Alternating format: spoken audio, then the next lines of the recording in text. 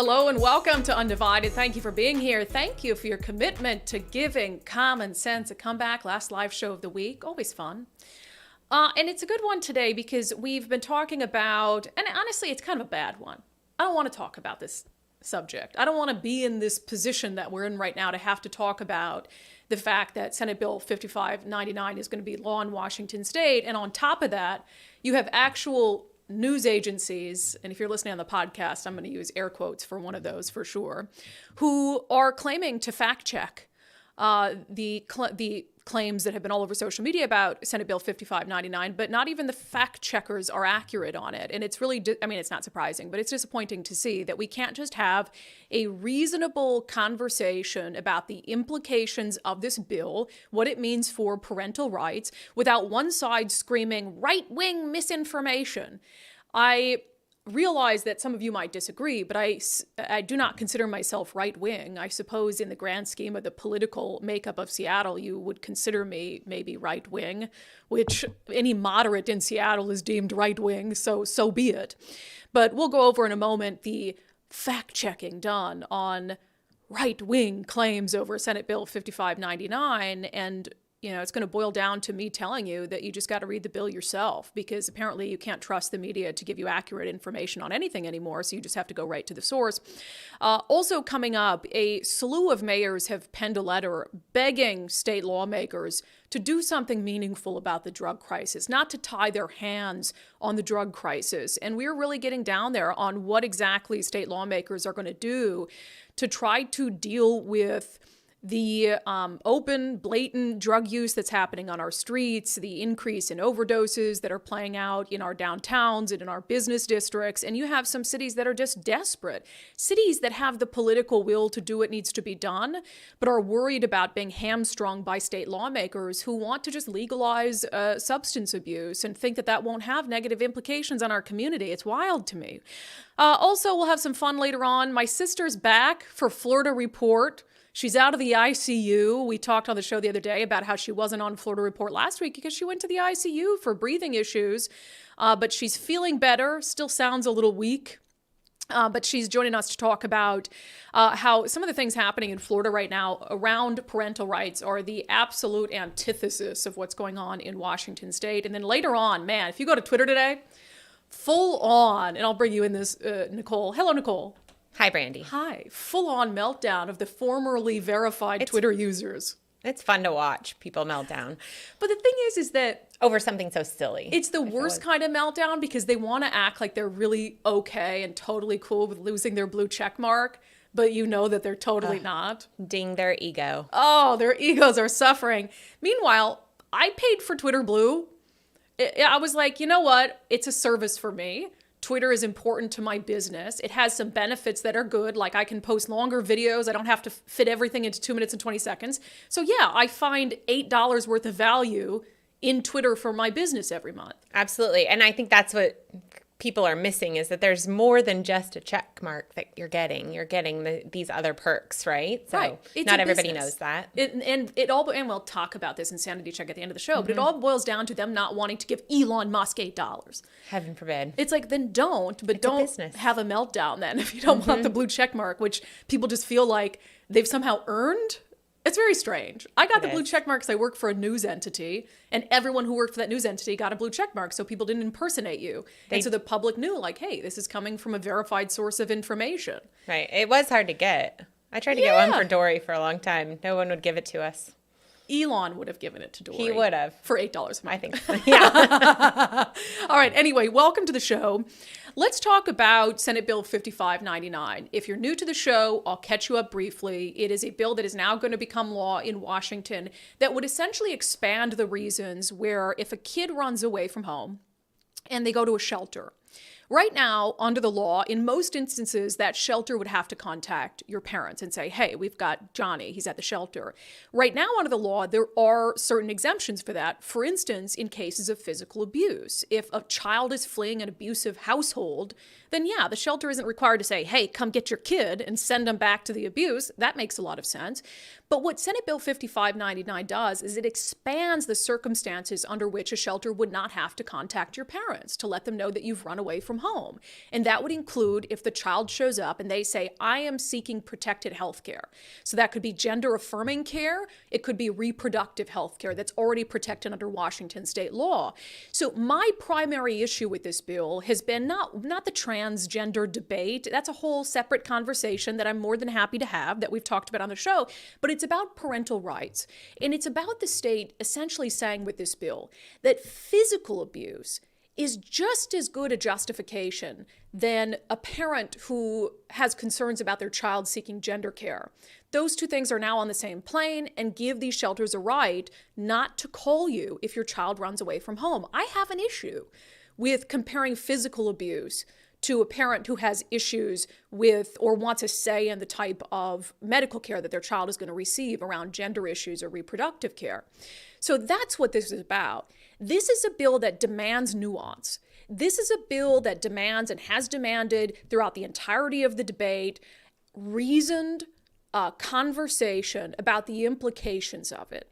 But there is one segment, and that is the people who are pushing for it, who want to label any sort of pushback against Senate Bill 5599 as right-wing misinformation, as anti-transgender, as hateful. And I have a problem with that too. I don't consider myself right-wing. I don't have an issue with transgender individuals, although I think there is a worthy conversation to have about what kind of procedures someone under the age of 18 should get. But to me, it boils down to parental rights. But the left that's supporting this doesn't want to have that conversation because they know that a parental rights conversation will cross party lines. Because when it comes to a parent protecting their kid, political affiliation goes out the window.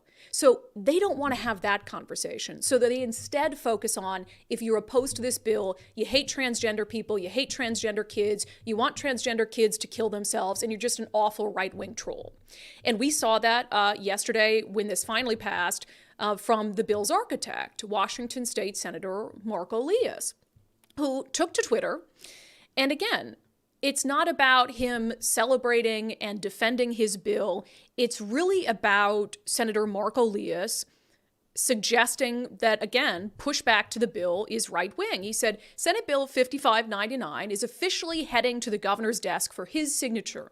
This bill has been the subject of widespread misinformation, but it is simply about protecting youth in crises and making sure they have access to safe, stable shelter, because who would not want that? And you might note there at the bottom of his tweet, he says, read more below. So you might be wondering, well, what does he want me to read? What institution of journalism is he putting out there on his Twitter thread for people to read about the real facts behind Senate Bill 5599? Well, the institution of journalism that he's linking to is none other than The Stranger, Seattle's alt-weekly newspaper, far-left rag that is genuinely obsessed with me, and I feel like they should actually have me on their payroll because they simply write about me so much. And they write, and again, they hold this up as a fact check. It's titled, No, Washington did not just pass a law allowing the state to kidnap and transgenderify children. And in it, they write, conservative figures, politicians and far-right groups such as Conservative Ladies of Washington, D-Trans activist Ollie London, Washington Representative Leonard Christian, Representative Jim Walsh, and Brandi Kruse say Senate Bill 5599 infringes on parental rights. Yes, I have said that, and I firmly believe, and I don't know how, if you read the bill, you can argue that it infringes on parental rights. The Stranger goes on to say, they assert that the state of Washington is now free to kidnap, disappear, and transgenderify children without the knowledge or consent of their loving parents, who would be left confused, heartbroken, and financially responsible for any and all costs. And I will say about that quote, I have never argued that the state of Washington will kidnap and disappear your kids. I have never argued that the state of Washington will transgendify your kids. So, Nicole, if you want to stash that away, because that actually might be the basis for a lawsuit, because I've never claimed any of those things. Now, I have claimed that Senate Bill 5599 does amount to government-sanctioned kidnapping of your kids. And no, I haven't said that the state of Washington is going to come in and kidnap your kids. But when you don't know where your child is, and the state of Washington has given an outside entity the legal authority to hide your child's location from you, yes, I do believe that amounts to government-sanctioned kidnapping of your kids. But no, I've never said that the state of Washington is going to transgendify your children. And so I really hope the stranger, we should ask them for a retraction on that, because I've never had that argument at all. I also want them to add podcast host or undivided host, because everybody else give us some attention. Yeah, everybody else gets a this is who this is before their name. Did you notice that? The stranger writes about me so often. Yeah, you're like Madonna. That I think that they just, and now all their readers know, right? Could just be Brandi. Now, before I completely destroy the stranger's article, as if anyone thinks it actually needs to be destroyed, I think the fact that the stranger wrote it is just, I think that just speaks for itself, that it's probably going to be inaccurate or deeply, deeply flawed, which it is. And I've just pointed to one example of it being inaccurate. But I had to read this tweet from Jim Walsh, which actually speaks to the title of today's episode. The title of today's episode is Lumped In with the Riffraff. And that's because Representative Jim Walsh sent out a tweet about this, and he felt bad for me. He said, "The fourth best alt weekly in Seattle does what it does, spin desperately, disparage conservatives, and then quote a bunch of extreme left activists. Also, poor Brandi Kruse, lumped in with the riffraff." Look, I'm happy to be lumped in with anyone who wants to question Senate Bill 5599, who wants to question it on its merits, on the necessity of it, and on, yes, the fact that it is an affront to parental rights. Again, I have not in any setting argued or made this an argument about transgender issues. I go back to the fact that Democrats want to make it about right-wing hating trans, and I'm not saying that the other people that are mentioned in this article haven't. I don't know the extent of what they tweeted out about it. But personally, for me, I have not made this an issue of transgender surgeries, transgender care, transgender rights in the slightest. In fact, I have made a concerted effort to do the opposite of that and to make it an issue over and over of parental rights. Again, we can have a separate conversation, and we've had it on the podcast, about my view on gender affirming care, as they call it, is that parents have a right to be involved. That's it. Is that just like I'm not going to tell a parent that they should be cut out of decision making in their child's life. That's kind of my position on this, is that I'm for parental rights. And so I want parents to have a say in anything that their child might do. And that includes issues related to gender affirming care. So again, the stranger is just inaccurate when it lumps me in on that. Now, I'm going to get to some of the claims that the stranger makes in this article, but I will just note that the stranger is not the only, and I won't even call them a news entity. It's kind of like a blog with an opinion, hard opinion slant. Como News, Como, I was really disappointed to see Como News take the bait on this and really pick up the Democratic talking points on this being sort of a far-right misinformation campaign where, information is being distorted. In a Como article, it says, viral posts falsely claimed the bill would result in children being legally taken from their parents if they did not consent to their child's gender transition. Now, look, this is a matter of semantics. What people are saying, and look, I haven't seen every single tweet on the internet. Might there be some, off-the-wall claims that you're going to legally lose your parental rights? Sure. But this is about not knowing and not being told where your child is. And I'm sorry, if my kid is somewhere sanctioned by the state and I'm not allowed to know their location, then yeah, my parental rights have been, there's an affront there to my parental rights. My rights have been infringed. And so you can claim that that's not legally taking kids from their parents, but you're failing to see the nuance in the conversation. And you just want to say, oh, that's false, as opposed to having a nuanced conversation about what the bill actually does and what the effect of the bill can be on a parent who's left not knowing where their child is when the state knows where your child is. So back to that stranger article. And I will just say that the stranger, again, fails. They don't want to have a nuanced conversation about Senate Bill 5599. But also their fact check is just factually inaccurate. And it's sort of, it relies on picking and choosing their words carefully to try to make a point. So let me read an example. In one paragraph of the stranger article, it says, the changes are simple. A shelter can now notify the Washington Department of Child, Youth, and Families before the parents of the young people in these cases, which increases the state's involvement with young people. They say that like it's a good thing. That's kind of the problem. It does not eliminate requirements to notify parents, and it is specifically intended to reunify children with their families. Okay. The stranger says it does not eliminate requirements to notify parents. Again, no one is claiming that parents aren't going to be notified. What we're saying and what the bill says is that parents are not going to be told where their child is. If you're a parent and your child has gone missing, and you get a call from the Department of Child, Youth, and Families, and you say, hey, your child is at a shelter, does that help? Sure. But as a parent, they're still not going to tell you, and they're not mandated under this law to tell you what shelter that is, where your child might be. And that is still immensely, immensely problematic. Now, here's what I'll say about what I think you should do. And I'm going to go through some of this. At this point, with this much back and forth, finger pointing, labels of misinformation that aren't really misinformation, an inability from the media to have a nuanced conversation about the implications of Senate Bill 5599, at this point, my advice to you would be just to go read the bill. The bill is 10 pages long. It's truly not that long.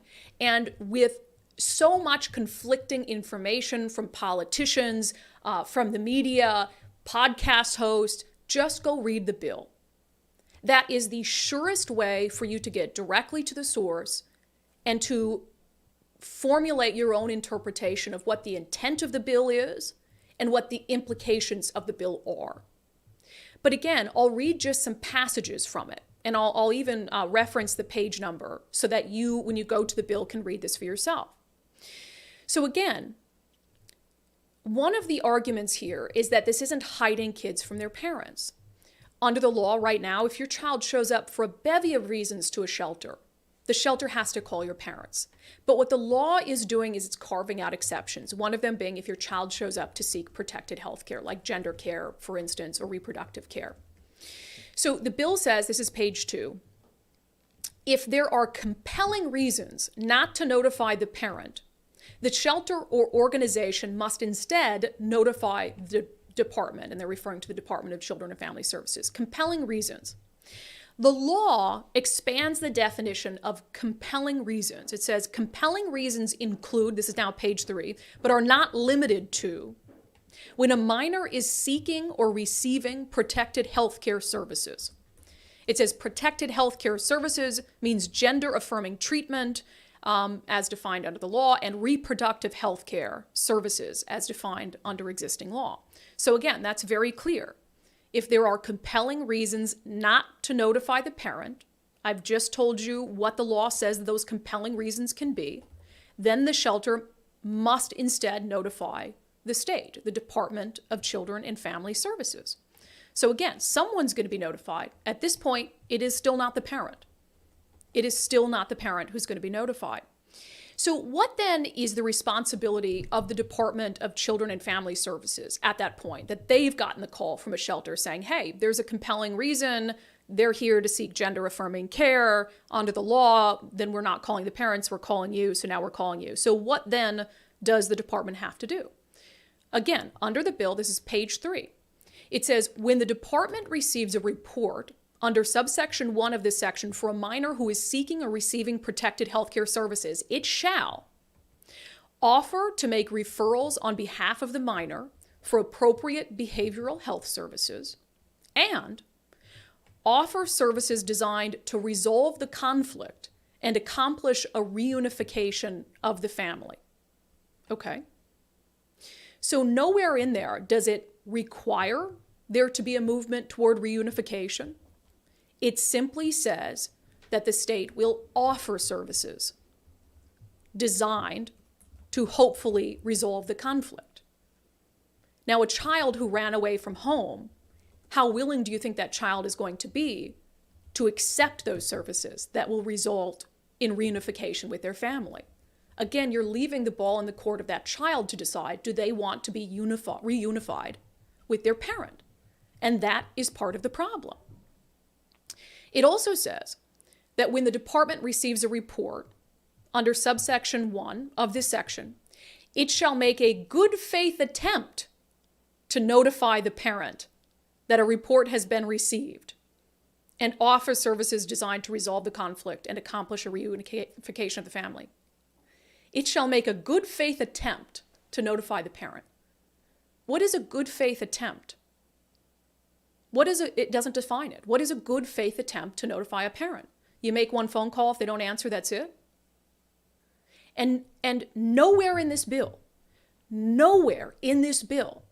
does it say that the state, when they receive a report of a child showing up at a shelter to seek protected health care, nowhere in the bill does it say the state has to notify the parent of the child's location. Nowhere in the bill, because it's not a requirement of the bill, and that is the crux of the issue. The vast majority of the pushback over this has been the state knowing where your child is and refusing to tell you and not giving you your child's location. That's it. So any of these fact checks that want to take issue with that are simply false. Nowhere in the bill, 10 pages. Again, I encourage you to read it yourself. Don't trust me. Don't trust Como. Don't trust the stranger. For the love of God, don't trust Senator Mark Elias. Trust your own instincts and your own intelligence, and please go read all 10 pages of Senate Bill 5599. And genuinely, I feel bad for the public. I feel bad for the public, the amount of conflicting information there has been on this bill, in the fact that you can no longer trust people who claim to be fact-checking information for you. I feel bad that the public doesn't have that anymore, and that you have to go read 10 pages of the bill to know what's going on with your family, what could happen with your kids, what your rights are as a parent. But that is the sad state of things, and that's where it's come down to. So I encourage you to read the bill for yourself, make your own determination, and also don't feed into the fear-mongering that if you don't agree with this bill, you're a bad parent, you're an abusive parent, you're right-wing, you're a tool of right-wing misinformation, you're anti-transgender. You know who you are. Read the bill, decide how you feel about it, and ignore any sort of labels that someone like Senator Mark Elias or the folks at The Stranger want to assign to you. And The Stranger, we will be reaching out for a correction and a retraction. And if we don't get one, then we'll decide where to go from there. How does that sound? Okay. Other news in Olympia, I just want to mention this quickly. We are expecting the governor to sign, if he hasn't already, well, I've been ranting about Senate Bill 5599, the ban on so-called assault weapons. And remember, once his pen hits paper on that, it is law. Now, that doesn't mean that your existing weapons that will be banned moving forward get taken from you, at least not yet. I'm sure that that's in the works at some point. You get to keep them, you're grandfathered in, but you will never be able to purchase another one in Washington state. One of the other things that we'll be monitoring is what it means for those of you who might have gone out to try to purchase one and are currently in a waiting period. So let's say you went to a gun shop, you bought an AR-15 in anticipation of the ban, you're currently going through the background check, it hasn't been finished yet, and then the governor signs pen to paper today. I think there is still some confusion and gray area about whether that weapon can be delivered to you or whether you're going to get a refund for that weapon from the dealer and not get it. I wish we had a hard and fast answer for you on that, but even we had Wade from Wade's East Side Guns on the other day, and he said that they were trying to figure out, that he thinks that if you've passed the background check and you're just waiting to pick it up, that you can still get it. But if you haven't passed the background check period yet, that you're not going to be able to take possession of that firearm. So as all of that shakes out, we'll let you know. I know there are some people who are curious. I'll just point to Bob Ferguson's celebratory tweet on this. And again, he's not lying when he says he's kind of the brains behind the assault weapon ban. He tweeted out yesterday, in 2016, I introduced legislation to combat mass shootings by banning the sale of AR-15s and other military-style assault weapons. Today, the bill passed. Assault weapons sales will soon be banned in Washington. Thank you to everyone who helped make our community safer. And this will be a drumbeat from the Attorney General during his campaign for governor, which I've got to imagine is going to come soon, because the momentum that I think he feels like is going to come off that ban. I would imagine he's going to try to take advantage of that. But before he announces his campaign for governor, I would assume he's going to wait for the current governor to announce he's not going to run again, which I don't know what's taking Jay Inslee so long to do that. Maybe after the legislative session wraps up, he's going to announce that. I think that would probably make a lot of sense. So we'll wait for the timing and all of that. One more story here at the top that I want to dig into. Dozens of mayors have signed onto a letter essentially begging state legislators before the session is done to do something meaningful to help them combat the drug crisis. You know, there's this whole conversation around fixing the Blake decision, which is the Washington State Supreme Court decision that nullified our state's felony drug possession statute. So right now, the legislature is trying to decide, okay, how do we want to deal with the Blake decision? And instead of just making a simple fix to the law, they literally could have added one word and then kept it a felony. You have a segment of the Democratic Party that wants essentially de facto legalization of drug possession because they don't think it should be vilified or criminalized.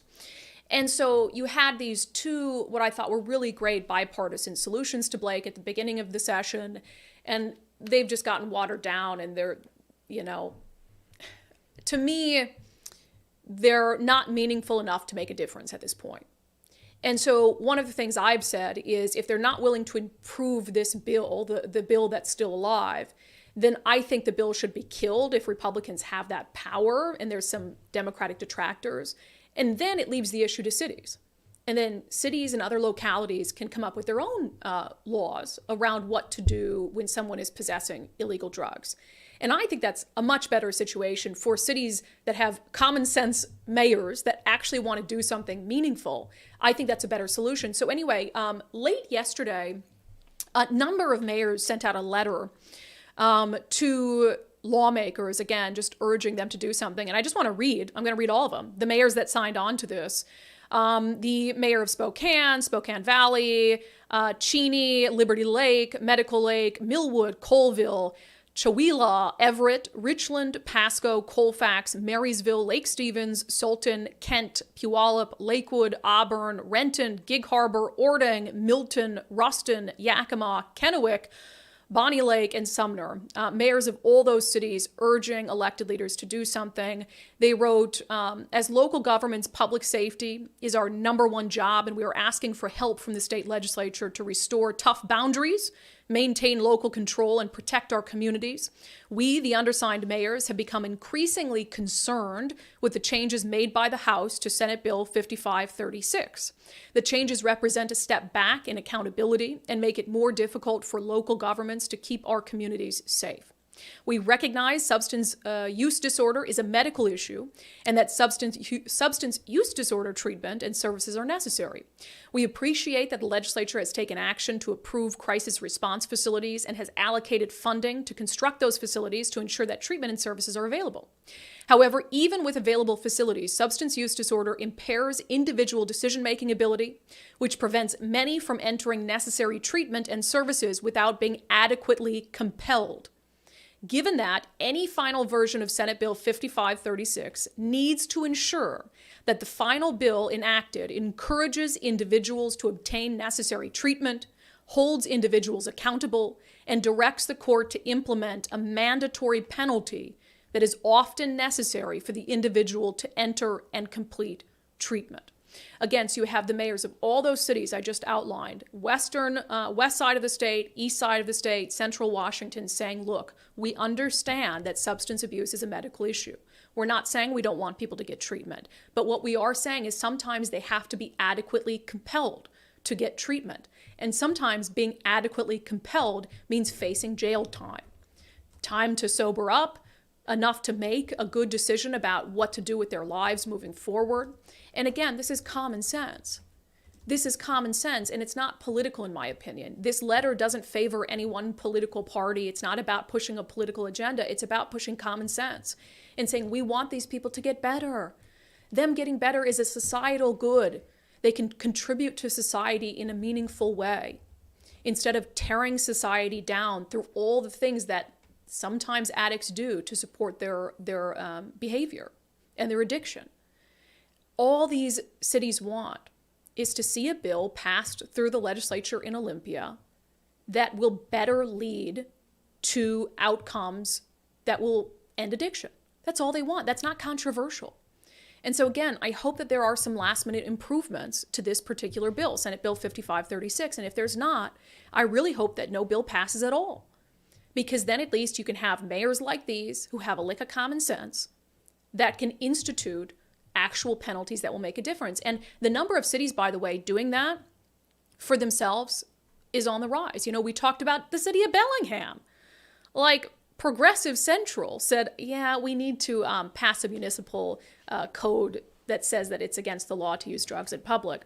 There have been some other cities in Snohomish County, in South King County that have done that. And now Lakewood, the city of Lakewood just passed its own ordinance saying that if police encounter someone using, and this is according to Como, using an illegal controlled substance in a public space, the person could be charged with a gross misdemeanor, which is punishable up to 364 days in jail and up to a $5,000 fine. So the city of Lakewood is saying, look, we got to do something for ourselves because the state might not do anything. But here's a scary thing. If the state passes some watered down version of a Blake fix, then it has a preemption in it, a local preemption, which means all these laws that cities like Bellingham and now Lakewood have passed would be meaningless. And that's a really scary proposition if the state law doesn't mean anything at all. So something to keep your eye on now that, you know, the assault weapon ban is a done deal, soon to be. Senate Bill 5599 is soon to be a done deal. The Blake issue is something that's still lingering and deserves urgent attention. And I'm grateful for these mayors for coming together to say so. All right, before we move on to our segment Unbelievable, I want to tell you about our friend Wes Jones at sellwithwes.com. If you are considering selling your home, maybe you want to leave the craziness that is Washington State, or you just need to get a little further away from Seattle, and you're thinking, gosh, is now the right time to sell my house? The market's been up and down. Visit sellwithwes.com. Reach out to Wes Jones and just ask him. Tell him, you know, the circumstances under which you're trying to sell your home, where you're trying to move. He did tell me that he thinks there's a window of opportunity right now where people are getting multiple offers, where you might even get cash offers again. So he can give you some good advice. And also, if you do decide to pull the trigger and put your home on the market, Wes Jones and Associates has a wonderful marketing strategy. They'll get your home listed locally, even internationally, to get as many eyeballs on it as possible. They've been doing this for a really long time. So we're excited to add sellwithwes.com to the show as a sponsor. Wes Jones is great, can offer some great advice on whether it's time to sell your home, whether you should wait a little bit, but he'll give you the honest truth. And again, if you do decide to list, him and his team have a great system to get you the best possible offer. All right, I feel bad because for 2 days in a row, Congresswoman Pramila Jayapal has been featured in our segment Unbelievable, but she just keeps saying unbelievable things. So let's get to it.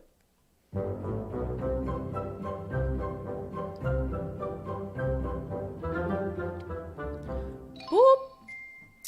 All right, Congresswoman Pramila Jayapal was on the House floor talking about immigrants and their value to society. And I think that there is this real urge from progressives to paint Republicans as just absolutely hating immigrants.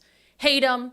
When the vast majority of Republicans, the only issue they take with immigration is illegal immigration, is what's happening at the southern border, which again is a very reasonable concern to have about thousands of people just flooding across the southern border and not knowing where they go when there is a path toward legal citizenship and opportunities to come work in the United States while you're waiting on perhaps legal citizenship. And so, you know, there's this conflation that if you have an issue with illegal immigration, then you just hate immigrants. And it's kind of what Congresswoman Jayapal was saying, but in doing so, she really exposed the fact that she must not think very much of the immigrant community at all. Listen. This country needs immigrants to survive. Immigrants pick the food we eat, rebuild our communities after climate disasters, help construct our infrastructure, power our small business economy, clean our homes, and look after the most precious in our families. Huh.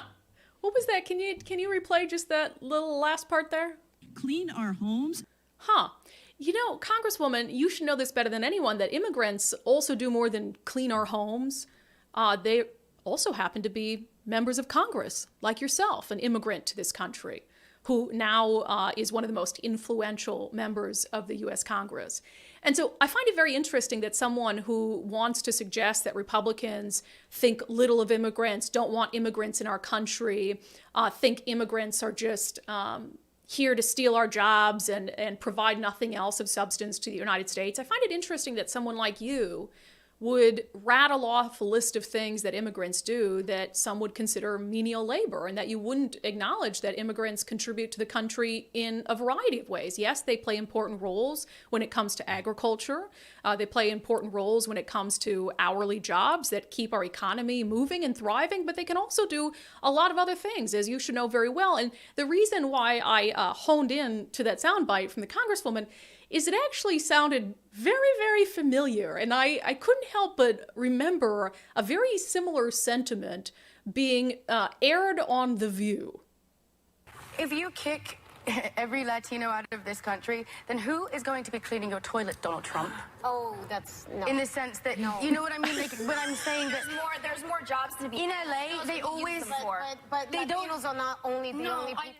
Yeah, kind of the same vibe there. And she was absolutely destroyed, had to come out and apologize for saying that. And you can understand why. It's deeply offensive to suggest that the only thing Latinos are good for is cleaning Donald Trump's toilet.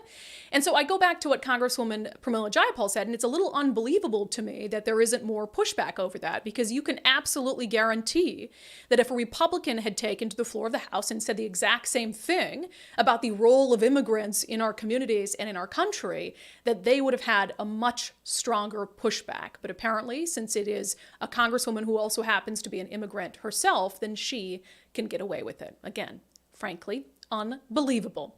All right, methodworks.com is one of our newest sponsors to the podcast, and I hope that some of you have taken advantage of the offer that they're giving undivided viewers and listeners. So MethodWorks is a one-stop shop for all your tech needs as a business, whether you've got 5 employees or 50 employees. They can help you with getting your stuff over to the cloud, setting your employees up with computers, and do not underestimate, as a business, big or small, the importance of security and protecting yourself from a data breach. This is something that Mark Harmsworth, who owns MethodWorks, had to explain to me, that one data breach can wipe out a small business. You know, if you can't protect your information, your customers' information, and you have a data breach that's very serious, that could be it for you as a small business. And so MethodWorks is offering a free security review and 1 month of free security monitoring for undivided listeners and viewers. So if you're just starting a small business, if you've had a business that's been going on for some time, but you haven't pulled the trigger on getting some outside help with your tech needs, this is a tremendous opportunity, because while you get that free security review and 1 month of free security monitoring, you can also ask Mark about the other services that they offer and how you can just get all your tech needs taken care of in one place. So again, visit methodworks.com. That's methodworks.com. And tell them you heard about them on the Undivided podcast. All right, it's Thursday. We didn't have a Florida report last Thursday because my poor sister was in the ICU for several days, but I'm happy to report that she is back for our segment, Florida Report. It's not even controversial anymore. People know in Florida their freedoms are going to be respected. Miranda, hello, how are you? I'm good. I'm back. Yeah, we'll wait till the end to discuss your visit to the ICU, because I know people are curious what happened. We talked a little bit about it last week, but you're alive, and that's all that matters. I'm alive. Yes.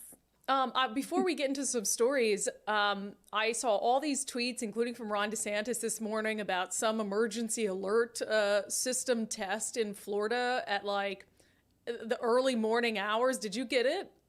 Yeah, both me and my boyfriend woke up at 4:45 to the loud screaming alerts on our phone. And then I looked because it's very startling. And it was like, this is just a test, no action needed. I was like, okay, at this time in the morning. And apparently it was supposed to be run on TVs, not phones, but they didn't, come out and admit that until like 4 hours later, that this was an accident, that it went to people's phones. But yeah, it ticked off a lot of local leaders, because you need people to keep those alerts on in Florida. We have a lot of very severe weather that pops up very quickly, and like flash flooding, storm surges, tornadoes, hurricanes. And if you're going to send test alerts at 4:45 in the morning, we're going to turn our alerts off pretty quick. Can you do that? Because I don't even know, because it came through like an Amber Alert, right? It did. It came through like an Amber Alert, the same sound and everything. But people took to social media to tell you how to turn them off today so that you don't have to deal with it. Because apparently this is a test that's supposed to roll out over the next few months.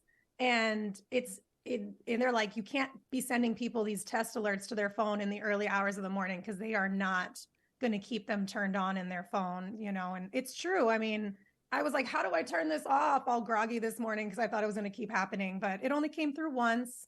And to be fair, I usually wake up at about 5 o'clock in the morning every day anyway, but I would have loved my last little 15 minutes of sleep today. Ron DeSantis was livid. He tweeted, I've ordered the Florida Division of Emergency Management Director to bring swift accountability for the test of the emergency alert system in the wee hours of the morning.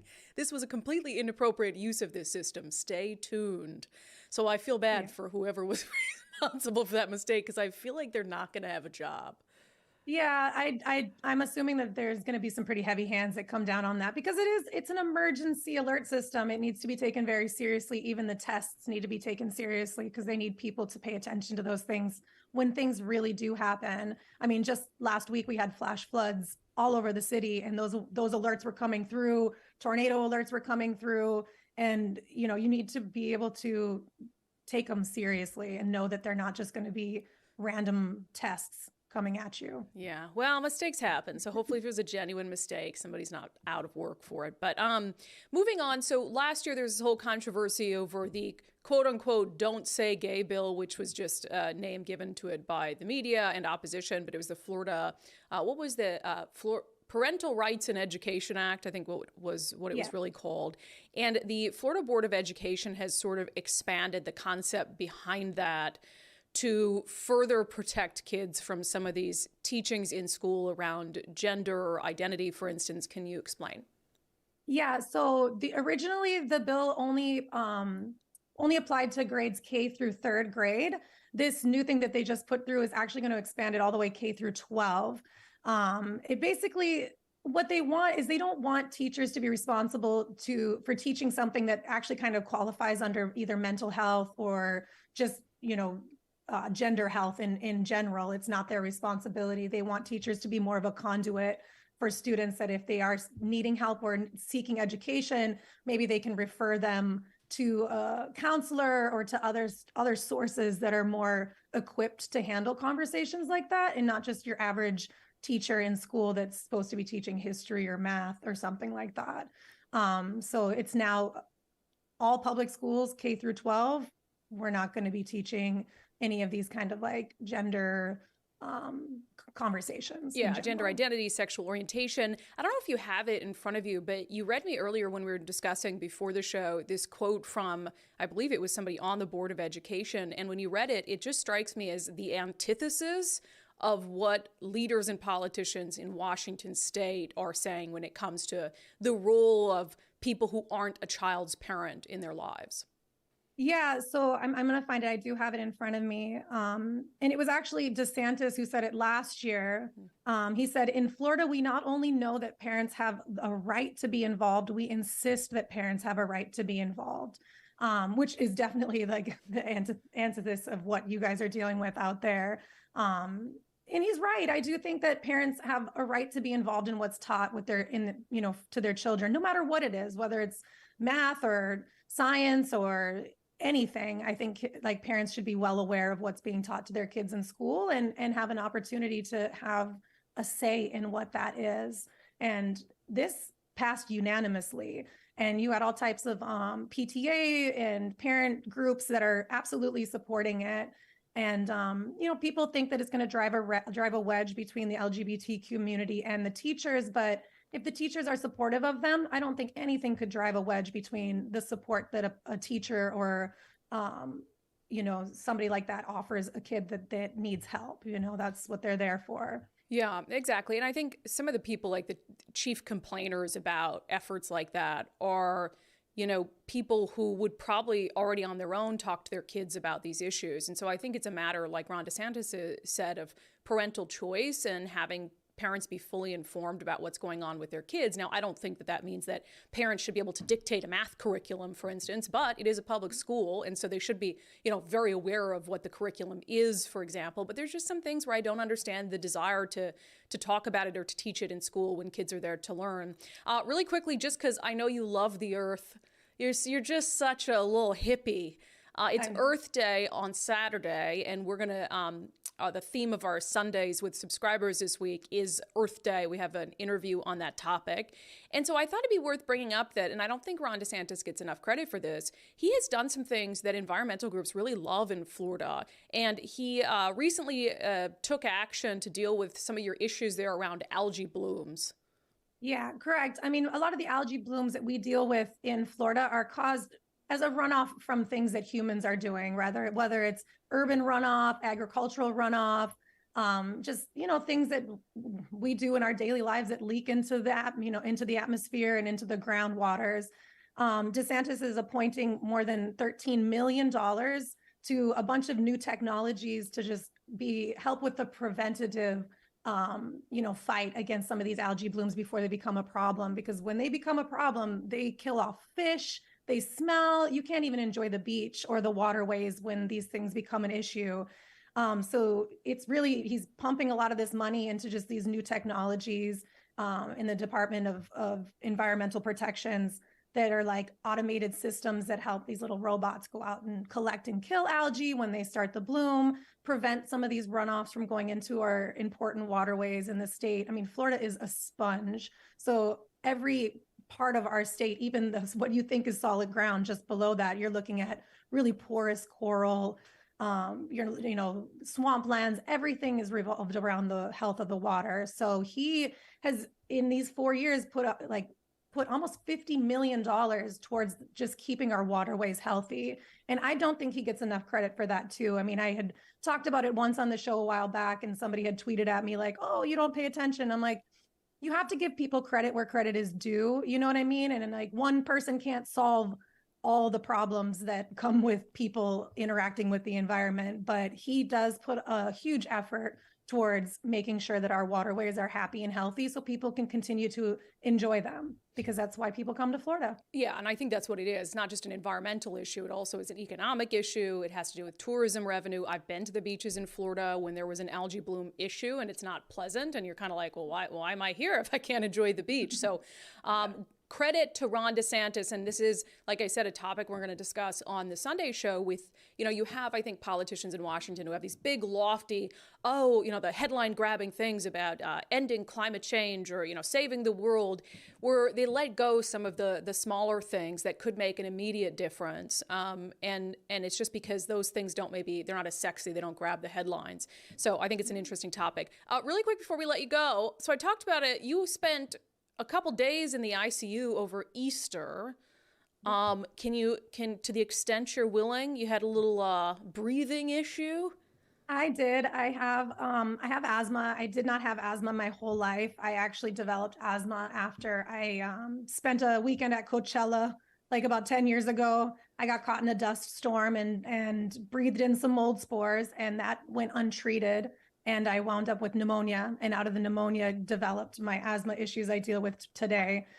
We don't know why it got so bad, but it did land me in the ICU for a couple of days. And you can hear my voice, I'm still kind of trying to get my, just everything kind of lined back up, but I am feeling better. I am taking my health seriously, and I am going to be looking into a whole bunch of different, like not only lifestyle changes, but just maybe some preventative medicines I'm going to have to start taking just so I don't wind back up in the hospital, because as lovely as they were and how great of care I received, it is not a place anybody wants to be on the weekend or weekdays. So yeah, you gave us quite a scare. Nicole and I were freaked out, and I was trying to get a hold of your boyfriend, and I think he'd finally fallen asleep because it was such an ordeal in the morning. And I was like, nobody's answering. She's dead. She's dead. I was like just panicking. So please don't die, because we really love you. I know I don't want to. I got a few years left on this planet. I know it. So all right, good. All right, thanks, Miranda. And that has been our segment, Florida Report. It's not even controversial anymore. People know in Florida their freedoms are going to be respected.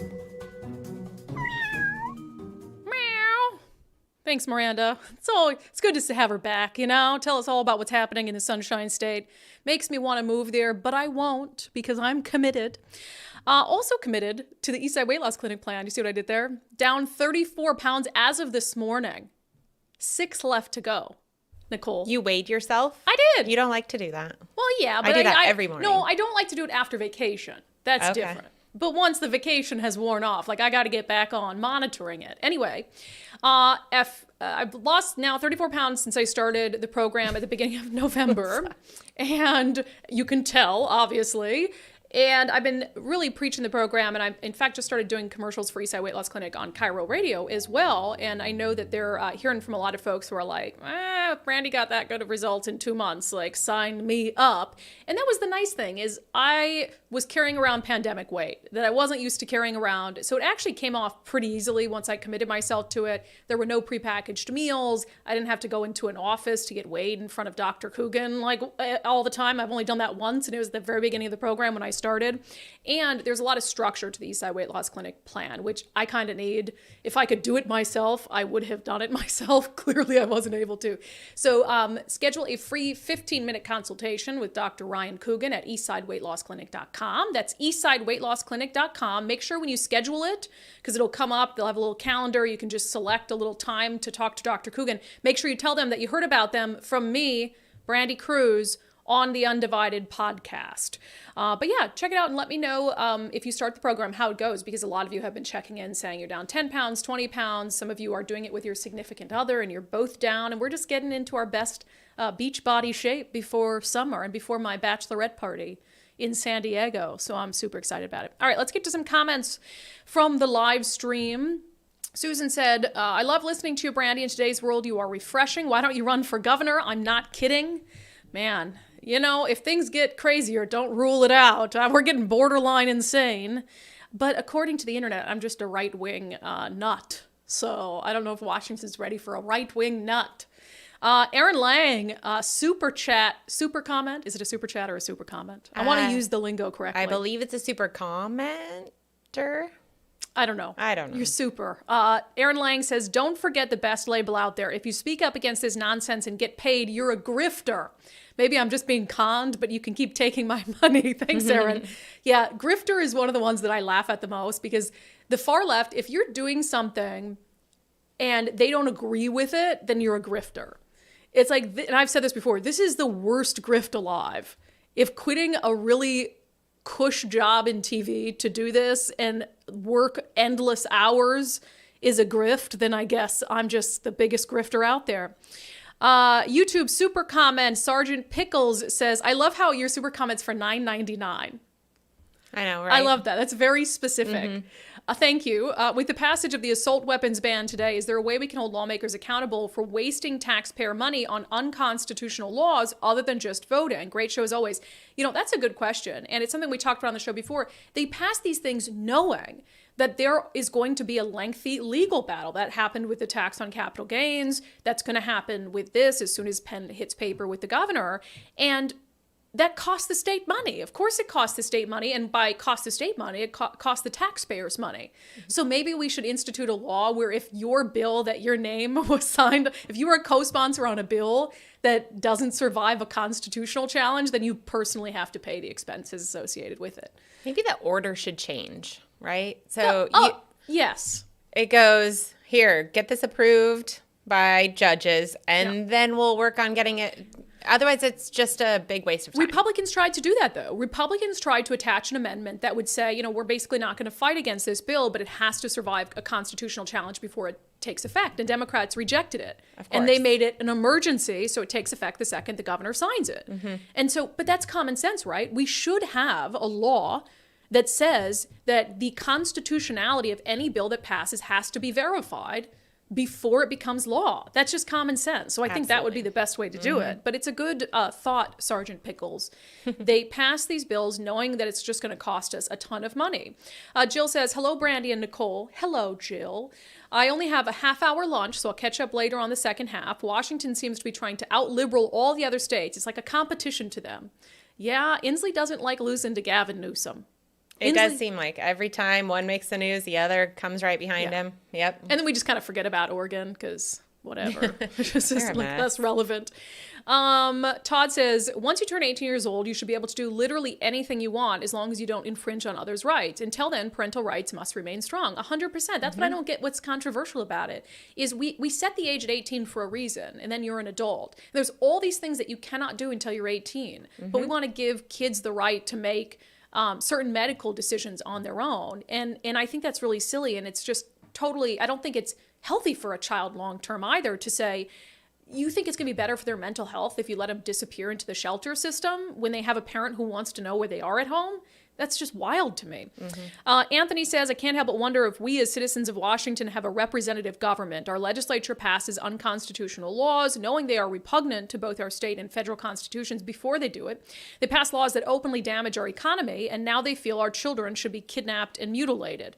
Now, I'm going to take an issue with that. I don't think it's actual mutilation. I think the only position on that I'm taking is that a parent ought to be involved. And let's not forget that they passed a law that states we will emulate California laws. They did that during the pandemic. I don't think it was a law they passed. It was like a pledge, right? To say it was like a pledge. I think it was. We are disenfranchised by what appears to be a government not of our making. Let's see. Becca says they're backpedaling with wordplay if it is kidnapping, if they're knowingly and willingly keeping the knowledge of a child's location from the parents. And we'll end with Matthew on mayors signing on to a letter to get the legislature to actually do something meaningful on the drug crisis.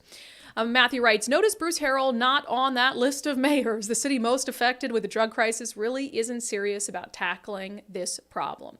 Yeah, I couldn't agree more. Or they're focused on tackling it on their own because they don't want to. They started this regional homelessness authority. Come on, that's a Seattle homelessness authority. And the South King County mayors on so many issues are just left in the shadow of Seattle with not a say in anything. That's why you've really started to see them band together and speak out and sort of a strength in numbers situation. Okay, thank you as always for your comments. Let's end with a closing sanity check that apparently Twitter really needs today. So I don't know if you heard, but Elon Musk set the deadline of today for legacy blue checks on Twitter to either pay for Twitter Blue or lose that precious blue check of theirs. Now, I've had a blue check for several years, and that's because Twitter used to verify authentic news accounts so that people knew, like, hey, this is actually Brandi Kruse, and it's not one of the many accounts pretending to be Brandi Kruse. There was a guy one time who created an account and actually, put a bunch of straw on his head as a wig, and that was his profile picture, and he had a parody account of me, which I also saw that he posted pictures that he had kids, and I was like, wow, I feel bad for those kids that their dad is spending time doing this. It's really quite sad. But anyway, there's a bunch of former blue checks on Twitter today, totally not having a meltdown over losing their blue check. They're totally okay with it. Halle Berry is one of them. She tweeted out this sort of GIF of her. It's just a video of her saying, me joining you all tomorrow, unverified. And it's her just sort of waving, not a bother in the world. Mm-hmm. Valerie Bertinelli, who I like her show on the Food Network. I don't mind Valerie. Mm-hmm. She hosts a couple things. Twitter verified, they had sent out a tweet saying, tomorrow, 4/20, we're removing legacy verified check marks. To remain verified on Twitter, individuals can sign up for Twitter Blue here. And she says, bite me. Okay, that's so triggered. Snoqualmie Pass. There's a Twitter account specifically for Snoqualmie Pass. They said, no more blue check mark here starting tomorrow. Check, same great, okay-ish level of service. Which is that they're just trolling themselves? Yeah, I agree that your level of service is okay. Same information, education, and humor. 40 years combined communication experience between the two of us, making us credible. I don't know why that's disappeared on there. But so anyway, there's just a bunch of people who did have a blue check who are virtue signaling about how they're not going to pay for Twitter Blue for $8 a month, and they're totally okay with losing their blue check. And first of all, let me note that I am paying for Twitter Blue because it's $8 a month, and I get things from it. It helps me run my business. I get to post videos longer than 2 minutes and 20 seconds. I can post tweets that are longer than 240 characters. So I see value in it. Same way I try to encourage you guys to sign up for unDivided for $5 a month because I hope you see the value in that. And I am not ashamed to admit that I'm paying Elon Musk $8 a month for a service that he is providing to me. So just for the people who are totally not having a meltdown today, but actually having a meltdown behind the scenes because their ego has been bruised, that they no longer have a blue check. I just want you to take a deep breath in, and I want to let you know that your value as a human being is not determined by whether you have a little blue check next to your name. And I promise you that everything will be just fine. And that has been your sanity check for today. And that has been today's episode of Undivided. Thank you for being here. Thank you for your commitment to giving common sense a comeback. Remember, we do Sundays with subscribers every single Sunday, where we have an episode where we're totally laid back and we have a great in-depth conversation each week. This week, I don't know if you knew this, it's Earth Day on Saturday. And so we're going to have our friend Todd Myers in from the Washington Policy Center, who has just a great outlook on when it comes to environmental issues and things that our state government is doing that they think will work, these big lofty ideas that grab headlines versus smaller ideas that each and every one of us can do every single day that might actually make a difference. He's also going to be talking about a new curriculum around how kids are going to be taught environmental issues in the classroom that kind of freaks me out because it's not focused on what's actually good for the environment, but more so pushing a social and political agenda. So please join us for Sundays with Subscribers. If you have not become a subscriber already, you can do it for as little as $5 a month. Go to undividedpod.com. That's undividedpod.com. And while there, you can figure out how to watch clips from the show, how to listen to the show, and also you can send Nicole and I news tips if you're so inclined. But most importantly, you can find out how to subscribe to the show on Patreon or Locals. We will see the rest of you back here on Monday for subscribers. I will see you Sunday morning.